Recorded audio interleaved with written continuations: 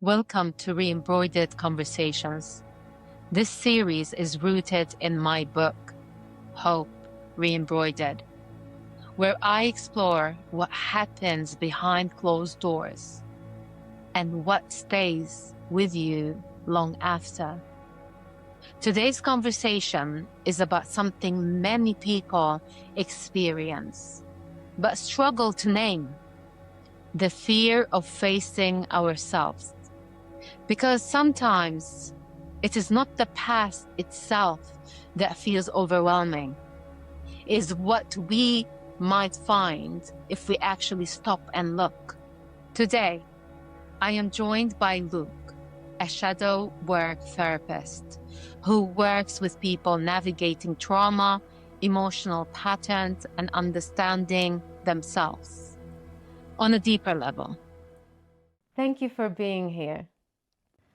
First, I would love you to introduce yourself and what you do. Sure. Well, first, thank you for having me. It's a real honour to be asked, actually.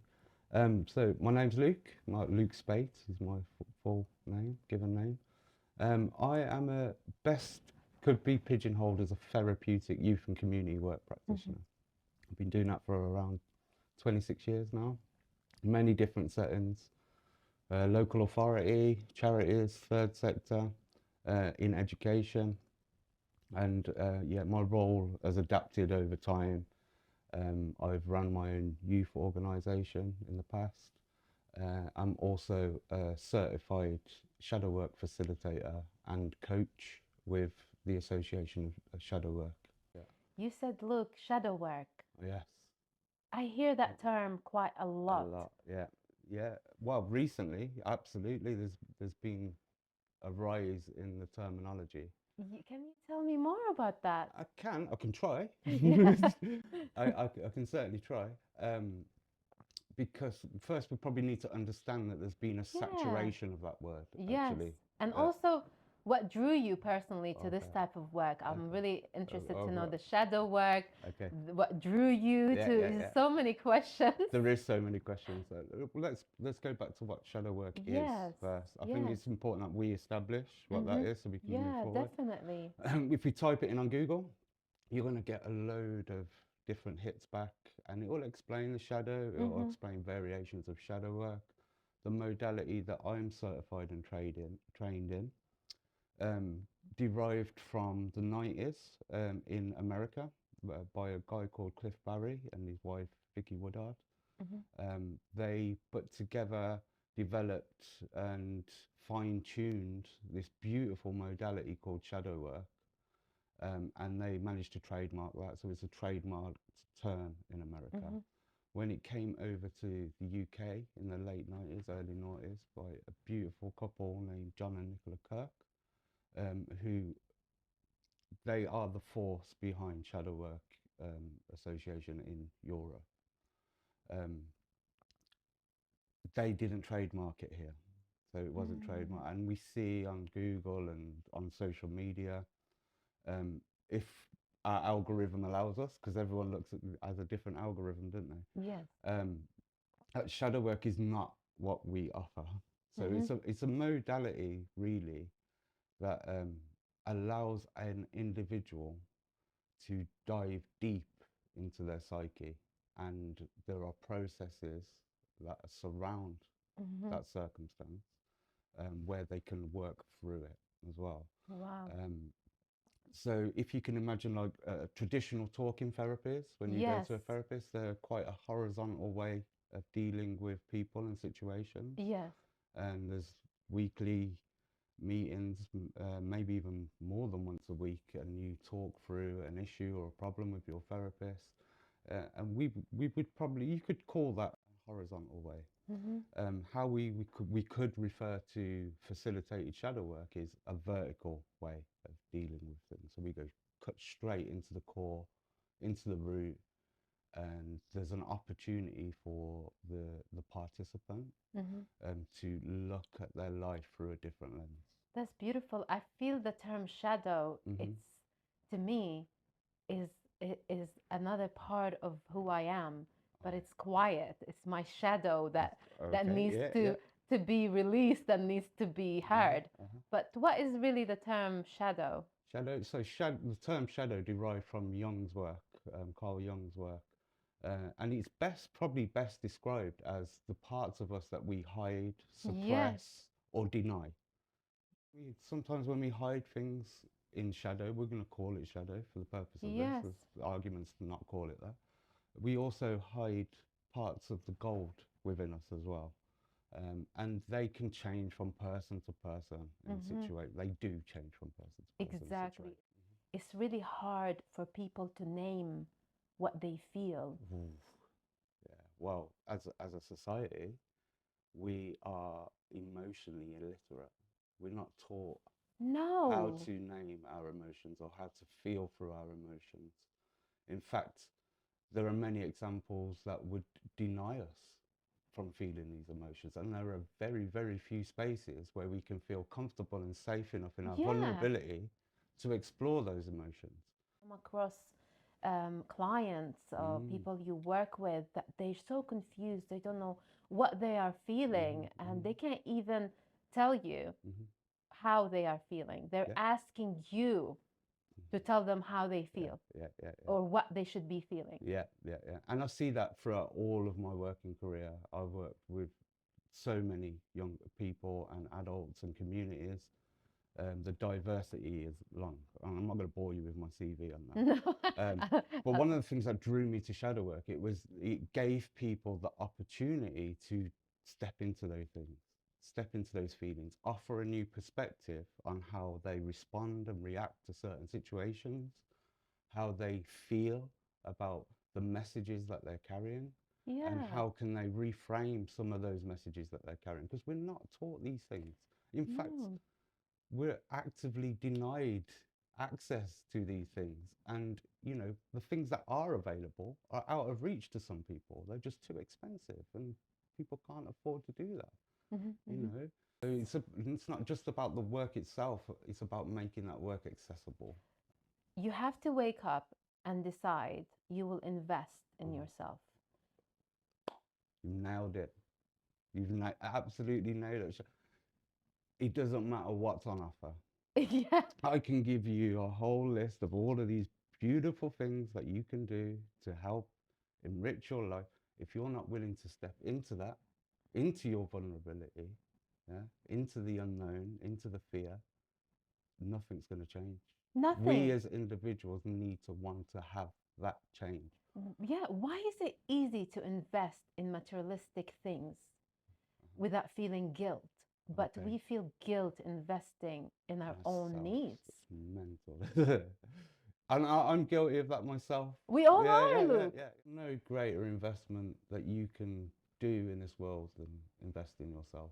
100%. That's my belief. Yes. And when we look at our wellness, I mean, we can go into that completely. We could dive right into that, and we could spend all day unpacking what wellness is and what it could be for people. But diving into that that sphere where we can really analyze what's happening in ourselves, what barriers do we put up for ourselves. It's a journey. There's no end point to this. So is growth. It's growth. Exactly that. A seed becomes, it sprouts, it starts to grow, but it can go in any direction.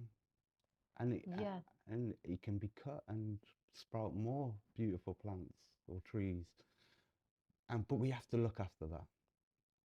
If we can imagine ourselves as this plant or this tree, if we're not looking after that, it could break off, it could die, it could just sit stagnant, it'll have no purpose, it doesn't bloom.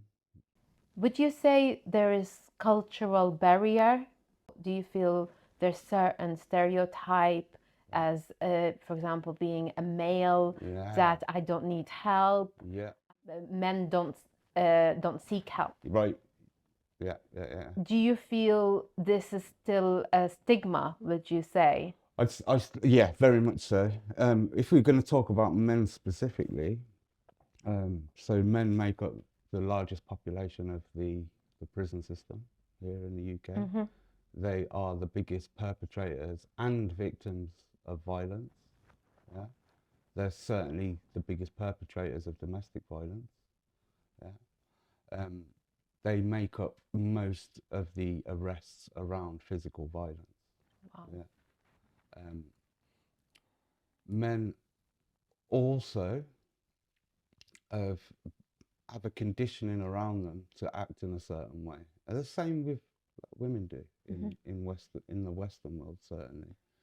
Um, and it's hard to live up to that stereotype, and there's so much conflict, and the internet has so much to offer people now. It can be so confusing as well. Yes. Men traditionally find it more difficult to be in that space of vulnerability, from my experience, from what I've heard and what I've observed and what I've witnessed and what I've been involved in. It takes a real strength to be able to say, I don't want to be angry about this anymore. I want to be able to feel the pain of this now. That takes a strength, it takes a vulnerability, but there's also the fear that I would be judged as a man in a different way, or viewed in a different way. There is real benefit for men's work. Yes. And specific gender work, so for women's work as well. But what I needed and what I witnessed was the need for mixed gender work as well. How did you discover your emotions? I think it was through the discovery of knowledge of self. You know, I'm a massive hip hop fan, and the early hip hop was about independence, community, being able to understand ourselves, our identity, and where we are, where we come from, how to be a better version of ourselves. It was relatable. It was relatable, and obviously hip hop has a varied perspective, because you've got like gangster rap, and it's all about killing and hurting women and misogyny and all that sort of stuff. But the root of it was about knowledge of self. So I've always had that ingrained in me, because I'm a massive music fan, and I love hip hop. I love listening to the old samples that those hip hop songs, like the old soul, and I'm a massive vinyl collector and stuff like that. So I've always tried to be in tune with how I am as a person for my identity. I struggled with my identity a lot, being mixed race, growing up in the UK. And hip hop was my outlet to really build into that. So I've always tried to be in connection with my emotions. What helped you connect to your What emotions? helped me connect is the women around me, actually, the strong women around me, my mum, the girls that I grew up with at school, the people I'd met outside of that. My youth worker, who's not a woman, when I was a young person, he was my mentor. And we would bounce off, oh, this situation happened, and we'd reflect on it and be able to unpack it, and how was that feeling, and you know, we really, I'm so lucky and so blessed, and that's part of the reason why I got into youth work, because that was missing for young people. We weren't given those spaces as young people to explore how we're feeling, what we want in life, what's our potential, all that sort of stuff. And unfortunately, that's been broken down again. You know, youth work is next to non-existent now in its traditional form, which would informally educate people to be better versions of themselves and reach their full potential. You know, youth work nowadays is mainly targeted. They have to have done something wrong in order to get that support or that intervention, and kind of defeats youth work's objective, which is open for everyone. And it's a voluntary relationship. Those young people come to us as youth work, as a youth work organisation, and want to have that engagement, want to have change, want to build on their interests, their beliefs, their hobbies, and interact with other people. It's just crazy that there's help only available when you're at breaking point. Yeah, and that's questionable as well, isn't it? People don't really believe they need any help. Yes, they do. Yeah. They don't feel they need help, or are desponded by the help that is available. They don't trust in the help that's available. They're not confident enough in themselves to seek that out. they're not confident enough in the organisation or the person to go and seek that help as well. Yes, There's exactly. so many different variables and so many different barriers. I'm going to give you an example. Okay, so I had this beautiful project when I was working in Sydenham, in Leamington Spa. Sydenham is a very diverse estate. There's about 36 different languages on that estate alone spoken. Wow. And at the time, it was about 6 to 7,000 households. So it's quite a diverse estate. And you think of Leamington Spa, you don't really think of No, diversity, do you? no, But definitely. Sydenham was definitely one of those places, and I loved living there. I absolutely loved working there. I worked at a community centre called Sydenham Neighbourhood Initiatives. I'm sure they won't mind me talking about them in retrospect. Yes. But working with the Croft Medical Centre, the GP practice Mm. there, because my role was community development worker, and I used to do a lot of youth work out of there as well. But to assess the needs of the community, and a lot of people didn't even know the Sydney Centre exists, even though they'd lived there. Why uh, do you think is that? Well, you only know what you know, don't you? Yeah, you Yes. can only work with the information you've got. So one of my roles in that was definitely, after my needs assessment, was to raise the profile of Sydney, create new projects, create new activities, create new events that would raise the profile and make it more accessible to everybody.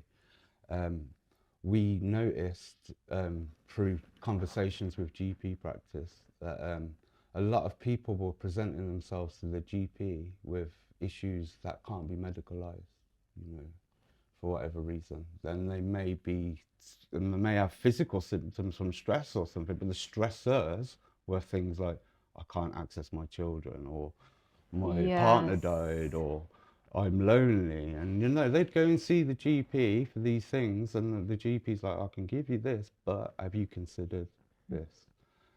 We created a pathway, and it's not a new concept. This concept had been around for a while, but it was called social prescribing, but it was new to this area, that Wow. area at the time. And we worked very closely with a lady called Karen Malecki, who was the practice manager at Croft and the GPs at Croft Medical Centre. And with my manager, Kate, at the Sydney Centre, we devised a social prescription project where GPs could refer to us That's straight away. beautiful. Yeah, it was beautiful because people were being able to connect with a community centre that has access to all of these different organisations that Yes. use it, all of these different activities that are happening. If it wasn't happening, let's make it happen. So many beautiful things rose from that. But there was two particular ones that stand out for me actually, and I really want to give voice to them. I'm going to try my hardest to hide their identity, but we can edit that out Yes, if definitely. needed. Yes. I was referred to 174 referrals during this project. Yeah, these are 174 people that did not have the support network that they needed to overcome a challenge or overcome a problem. But these two really stood out for me because it made me realise that this is not good enough, what we're doing right now, and I'll explain why. So there was a woman that came to me. She'd been involved in Sydney Centre stuff for quite a while. She came through the social prescription project. One day we get a phone call in a panic state. She's attempted suicide. Wow. Obviously, emergency. We rushed there, called the ambulance. Her partner had already called the ambulance because she'd phoned her partner, or her fiance at the time. And he got there before the ambulance, and he worked 30 minutes away. We got there as well. We tried to assess the situation. He ended up taking her to the hospital before the ambulance couldn't get there. They assessed her, and they gave her a leaflet and told her to go home. Yeah. This is someone that's attempted suicide on the same day as well. They let her go. They let her go with a leaflet. I mean, they must have made the assessment that she was safe enough, but there was no immediate support for that woman in that situation at that time. That's one example. of loads of people that are being failed by the system. Another one, a man came to us through the Social Prescription Project as well, ready for change, was desperate for it. He was drinking, couldn't sleep. This is a guy that was grieving his daughter. He lost his daughter a year before. He didn't know how to cope. I'm not going to mention the name of the charity, Yes. but it was a mental health charity that took them through an hour's assessment on the phone, which he struggled with anyway. He had learning difficulties, and being on the phone was very difficult for him. They asked him all these questions that replayed and relayed some of the things that he was holding, probably some of the things that he hadn't thought about for a while. This guy was shaking. And luckily I was able to sit next to him whilst he was doing this. Only to be told that there was no support available for him until he stopped drinking. Now the reason why this guy drinks is because of his mental health and, well, what we now know as suppressed grief for his daughter. Yes, And that to be denied the thing that is openly encouraged for you to go to if you ever have a problem, to be denied that because of the fact that they drink every day. And he wasn't like a 24-hour drunk. He would drink at night in order to calm the voices in his head. That's what he would say. I can't imagine that pain.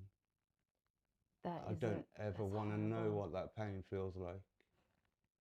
And to have the courage to step into something and go, I want help around this, to be denied that after an hour's long conversation of digging up some of the most horrific pain I could imagine. on his own. That's dark.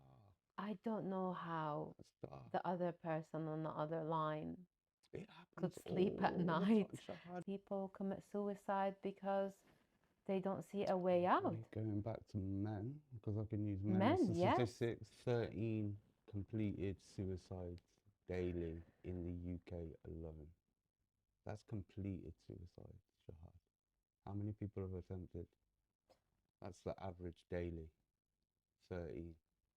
It's the biggest killer of men under the age of 50. A lot of men are not believed. Yeah, yeah, that's true. Men feel it's more difficult to speak out. There's a different level of shame around that, I would guess. I always noticed miserable men never leave the relationships. I'm laughing because I observe that a lot. They just stay in toxic relationships. They don't, they just like, I'm happy, and they're miserable, and the women are fed up, and they say, if you don't want to be with me, why don't you leave me? And he's like, and then he makes her life living hell and his own life. I would guess, it's not probably for everyone, Yes. but a majority of men would struggle with being on their own more than a woman possibly would. And that's why they find it difficult to leave. And there's this, again, it's that masculine thing of you need to make it work, you need to see it through, you need to be in this, you need to see it to the end, especially if children are involved. You know, you've got to be in this relationship, you've got to, but if you're unhappy and you're miserable, and clearly your partner is as well, because of how you are responding and reacting to a situation, the best thing to do would be to part ways and live your own lives. But yeah, for some reason, men find that more difficult from what I observe. Yeah. Different if it's an abusive relationship. Yes. There's so many variables in that. We won't go into that too much, but obviously women tend to be the majority of the victims in those situations, and they find it really difficult to leave because of the unknown, the fear of what's going to happen next, the not knowing. And it could also relate to, I've got children with this man, I need to see it through. Fear. I've made a commitment. Fear. fear. It's a pattern. Yeah. This is what we deserve. This is Right. this is the normality. Mm-hmm. Who's going to love me? Mm-hmm. Who's going to take care of me? I don't really know what more to say on that other than what I observe is it's not about being male or female. What's difficult is an ending, because with that comes grief, with that comes change, with that comes uncertainty, the fear, the unknown, Consequences. the consequences, and that can seem like a massive mountain you don't ever want to climb. So you could stay stuck in that situation. One thing that I have noticed in some of my work which I had, so I spent a lot of time working in domestic violence, particularly with the young people, the victims Yes. of those situations, with a fantastic organisation that was run by a duo called Donna and Bev. They had a real passion for supporting young people in those situations of domestic violence, as well as helping the victim. But they also got me involved in a perpetrator program. So we were working with the perpetrators of violence. And it was a pilot project that was funded by the Home Office. They asked me to get involved because they knew how I operate, they knew how I worked, they've seen how I worked with young people, they know of some of the men's work that I've been involved in. And they asked me to develop workshops around this behaviour, perpetrator behaviour. Wow, that's interesting. Yeah. It was a fantastic project. From that, I devised a great workshop that I still use for a lot of people.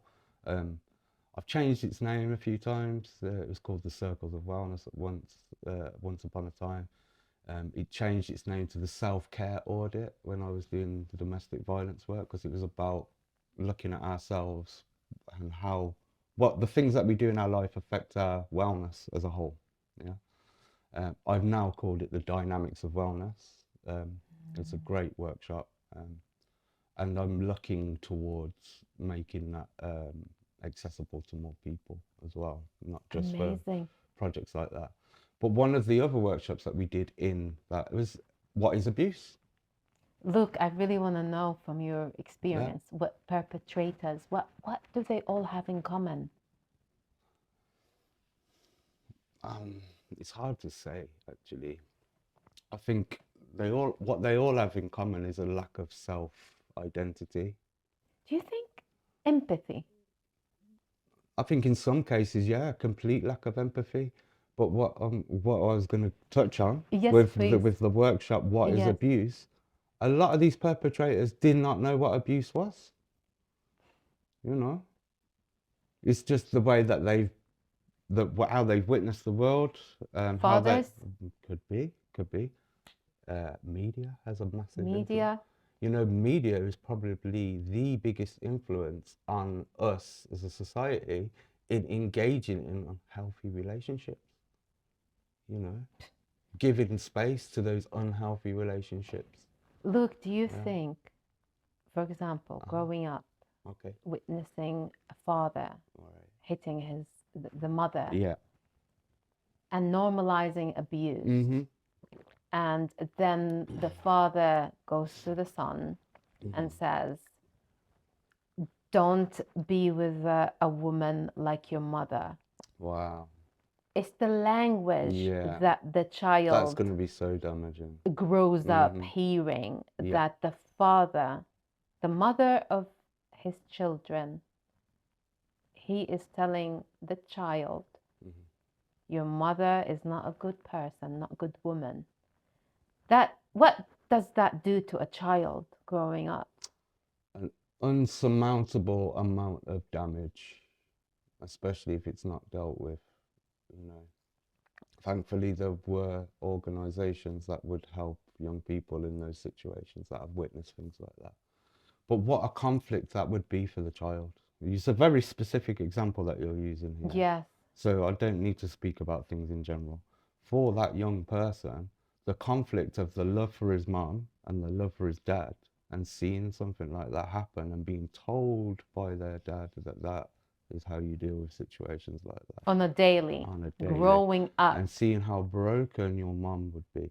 How difficult would it be for that young person to navigate that?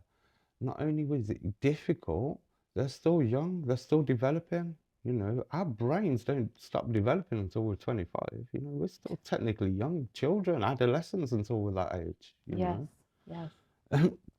To see that at such a young age, it must be so conflicting, and it could shoot off in any direction of self-abandonment, lack of self-worth, lack of identity, how we relate to people. You know, it becomes normalized behavior for a man to hit a woman. It could be so overwhelming for that child that they have no other way of being able to deal with that situation than to disassociate from themselves. So they're not going to remember what it's like because they're in such a state of fear, you know, a fear of panic. You know, when we enter the flight, freeze, there is also fawn. We just let things happen, and then we tend to forget about them because we just want them over, you know. Why would a child turn against his mother? Why would a child turn against his mother? It's very specific as well. Well, it could be that they have held their father in such a high esteem that they're the ultimate, they know everything, and they are going to follow what their father does. Let's not forget, words are really powerful. Words are very powerful. More powerful than a smack around the head sometimes. Exactly. You know? Going back to your program with perpetrators. It's a really good project, and I just want to say thank you to Family Intervention Counselling Service for giving me the opportunity to work in that setting. It taught me so much about some of the problems that people face in those situations, but it also reminded me that in order to change perpetrator behavior, we have to invest in perpetrators.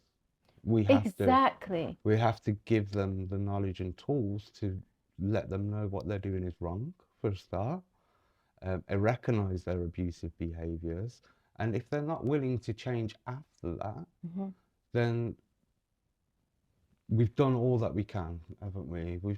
But what tends to happen is a perpetrator will get charged, they'll probably go to jail, they'll be given an order, and they just get forget about. And they'll probably enter another relationship. That's what I was about to ask you, Luke. So, okay, so these perpetrators, you only know they are because they got caught. Yeah, exactly. So, you know, let's just get real. There's a lot of perpetrators out there that don't get caught. Yeah. So I'm sure a lot of people would like to know, can trauma affect how someone understands love, safety, or control? Trauma, yeah. Trauma is another one of those words that has been oversaturated, isn't it? Yeah. Yeah. So if we look at an event, let's say, in your life, let's take the trauma out of it. An event in our life has happened. Can it affect our love, our safety, and our control? Yeah. Wow, that sounds light. Yeah. It sounds light. It sounds lighter, actually. But it doesn't, things don't need to be heavy to implant a message in somebody. Wow. Yeah. They don't have to be this big traumatic thing. Yeah. And we tend as a society to use trauma as a way to express something that's really bad that's happened to us. But it could be the tiniest little thing that could be traumatic in itself. A lot of people don't step forward and don't want to explore themselves because they say, well, nothing traumatic's happened to me in my life. Or they say, my trauma is not as bad as that person's trauma. Oh, to be honest, I hate that word. Yeah. You know the amount of times I hear it. And this is what I'm saying, Shahad. I hear it so much. I know, I try my hardest, and it's difficult because it's the language that we use, isn't it? I try my hardest to refrain from using the word trauma and try and look at it as what are the messages we carry in from the events that have happened in our life. People often misunderstand about healing or shadow work. They often misunderstand that there's an end point. I'm healed. No. There's no end point to this journey. No. It is like life. Every day you work hard. You have to work hard, otherwise, you know the consequences of that if you don't work hard. it's like healing is part of the journey of life. You're gonna have high points, you're gonna have low points. I'm so inspired by everything that you do, the stories, the you know how selfless you are. I wonder, do you think it's a lot of empathy? Is it the pain you felt that made you feel connected? It's a very interesting question, actually. It's not one that I've reflected on a lot, Yes. I think it stems back from childhood, you know, struggling with my identity. I was kind of forced myself into looking at things in a different way. The day before my 12th birthday, I was diagnosed with non-Hodgkin's lymphoma. Do you mind just explaining what? Yeah, so it's a cancer. It was a cancer of the ears, nose, and throat. At the time, there wasn't much in the way of being able to manage that type of cancer. It was a fairly aggressive stage. It was technically classed as terminal at one point. I had a wish granted from Make-A-Wish Foundation. Yeah, that gave me a completely different perspective on life, as you can imagine. The developmental years, cancer wasn't really a thing back then. I mean, it was a thing, but it wasn't as common knowledge or as known that these things can happen. And I spent a lot of time on children's ward. And you were growing 12. up. So, yeah.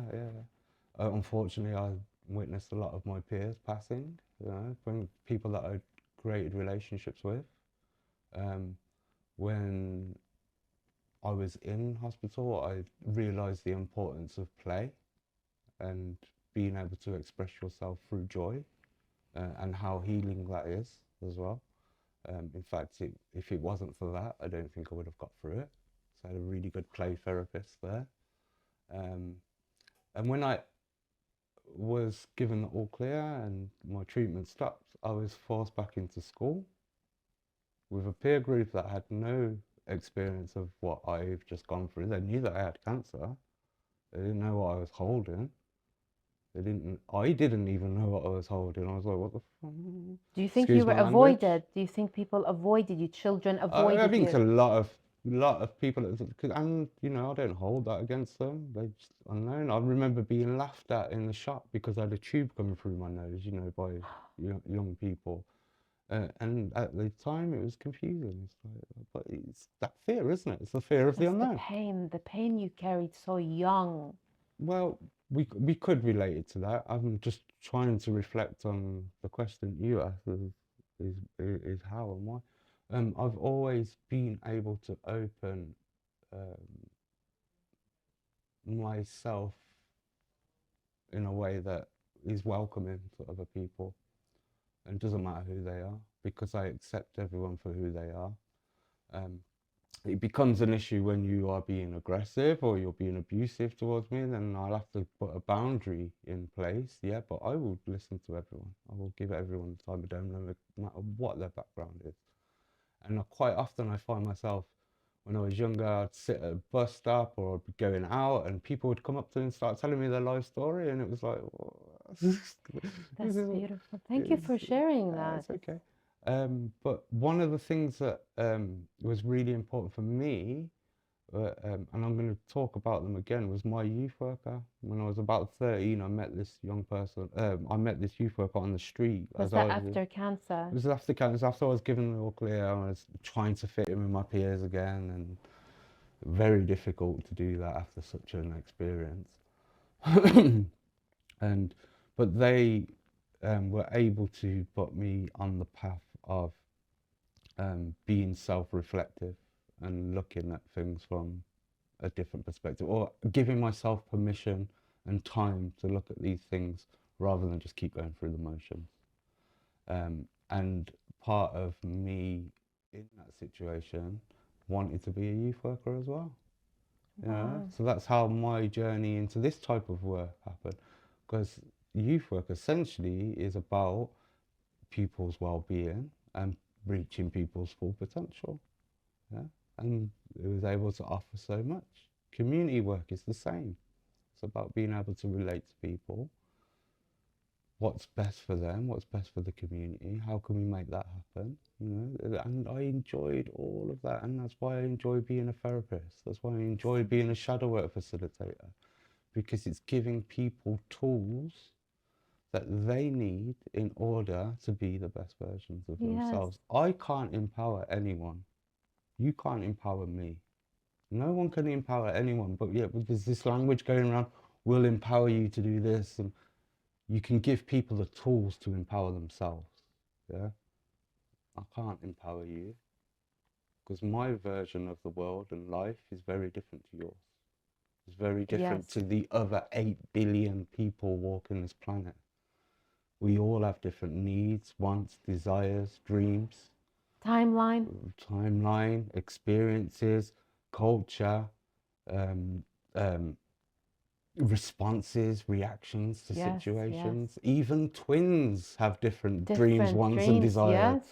Yeah, there's no 2 people walking this planet that are exactly the same.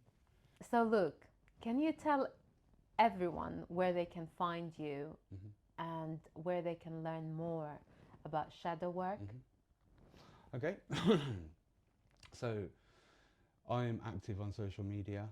We can send a link to some of the stuff that I do on there. We can send a link to my website, theartofbrotherhood.com, which kind of lists the kind of stuff that I offer people, where they can find out about shadow work on that website itself. But I always refer people not to Google this.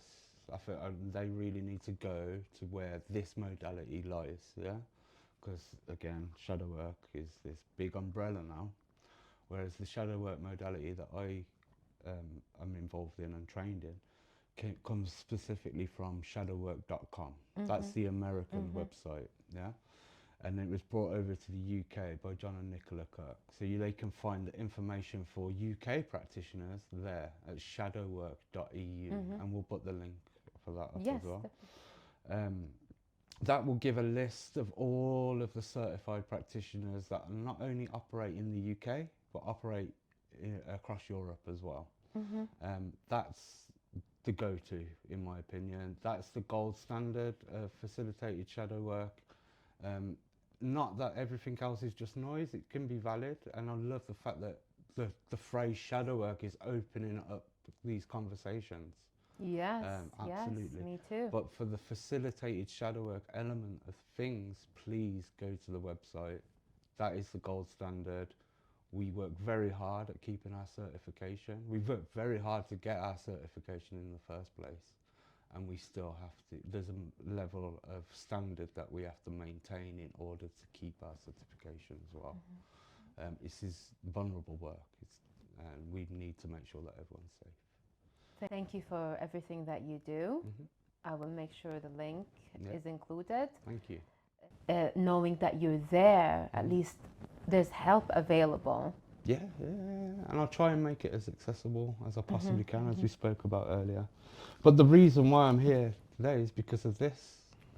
Thank you so much. I find it really difficult in interview situations, but I always will sacrifice that part of myself that wants to hide for things that are of importance. And this is definitely one of those. I love physical things. I love holding it in my hand. So the fact that you've created a book about your journey is really important. And I have no doubt in my mind that this will plant a seed in many people for them to be able to share and explore their journey as well. Voices in this arena are really needed, and we need people to look towards that can kind of show the path and where to go. And this certainly is one of those ways. So just sharing that story, I think, is really important. So thank you for doing that, and thank you for having me here today. Thank you for being part of this conversation. Don't worry about that. Yeah, thank you. Thank you so much. Care. We have spoken about today is something many people live with silently. The fear of facing what is inside them. But avoiding it does not make it disappear. It stays in patterns, in reactions, in the way we relate to ourselves and others. And real change begins when we are willing to look. This is something I explore deeply in my book, Hope Re-Embroidered. Thank you for being part of this conversation.